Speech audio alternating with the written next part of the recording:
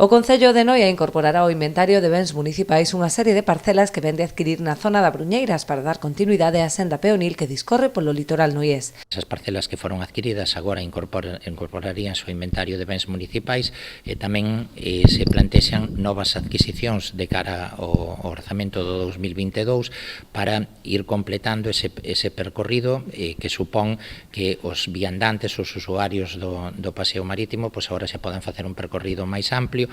conectar todo elo entre sí e, sobre todo, bueno, pois facilitar esa incorporación á Ponte sobre a Ría, a variante, e desembocar en Testal con unha serie de melloras que se están facendo tamén na zona do Obre e que se van a continuar en próximas datas para completar ese cinturón, ese eixe de prácticamente 7 kilómetros que permite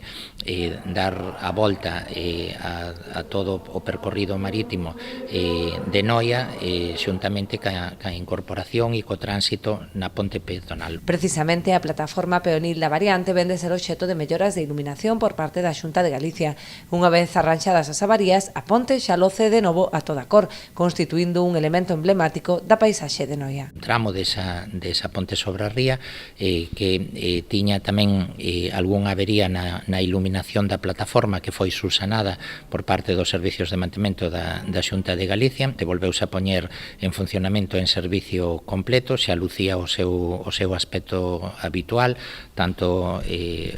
os elementos atirantados da ponte como a propia plataforma da mesma,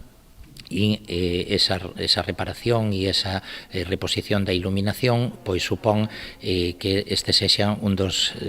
elementos visuais que identifican xa a vila de Noia, un elemento ornamental e que ten tamén o seu atractivo paisaxístico no senso de que